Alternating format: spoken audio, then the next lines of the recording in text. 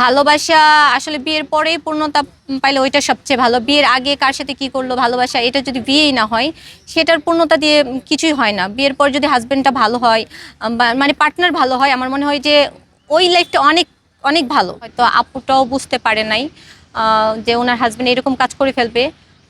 হয় না, আনফর্চুনেটলি আমাদের লাইফে অনেক কিছু হয়ে যায়, কিন্তু আমি এটা বলবো ওনার এই কাজটা একদমই ঠিক হয় নাই। ওনার যদি ওনার হাজবেন্ডের থেকে কিছু নেয়ার ছিল তাহলে এটা পার্সোনালি বোঝানো উচিত ছিল।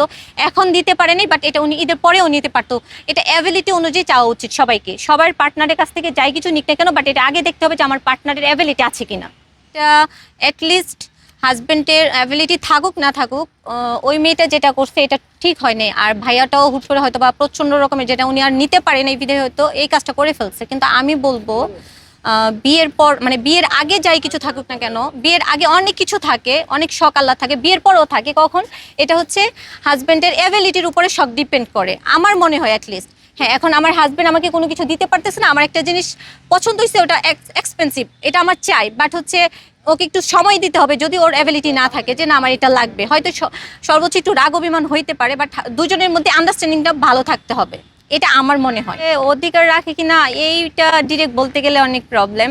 রাখে রাখে না, বাট অ্যাকচুয়ালি ওই সিন ক্রিয়েট করাটা ঠিক না। সবার একটা প্রেস্টিজ আছে ওনাদের, বা মানে এই যে যে কোনো কিছু হচ্ছে হাজবেন্ড বা ওয়াইফ একজন আরেকজনের চাহিদা পূর্ণ করতে পারতেছে না, এটা আমার মনে হয় যে ঘরের মধ্যে সমাধান করা উচিত ছিল।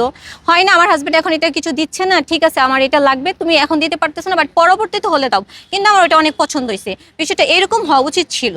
প্রত্যেকটা মেয়ে চাই তার হাজবেন্ড অবশ্যই তার মনের মতো হবে, তার পার্টনারটা অনেক ভালোবাসবে, তাকে অনেক কেয়ার করবে।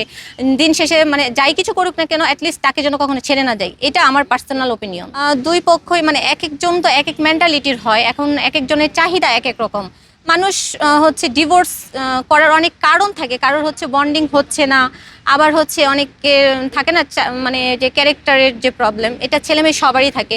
তো এইসব কারণ মিলেই হচ্ছে মানুষ ডিভোর্স করতেছে আমার মনে হয়। এখন আমি মানুষের উদ্দেশ্যে বলবো, এখন অনেকে এসে অনেক কথা বলতে পারে।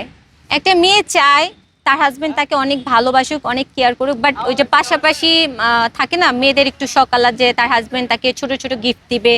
অনেক অনেক নারী হচ্ছে অনেক লোভ থাকে, তারা চাই যে তার হাজবেন্ড অনেক কিছু গিফট করুক, বড় বড় কিছু, ঠিক আছে। কিন্তু যে মেয়ে সত্যিই ভালোবাসে এবং চাই যে তার পার্টনারের এবিলিটি অনুযায়ী গিফট করুক, সে মেয়ে অবশ্যই চাইবে যে ছোট্ট একটা ফুল এনে দিক, এক একদিন কোনোদিন হচ্ছে একটা চকলেট নিয়ে আসুক। ছোট ছোট গিফট দিয়ে কিন্তু নারীর মন জয় করা যায়। অবশ্যই সাপোর্টিভ হতে হবে দুজনকেই। যেমন হাজবেন্ড কি চাচ্ছে এটা তাকে বুঝতে হবে।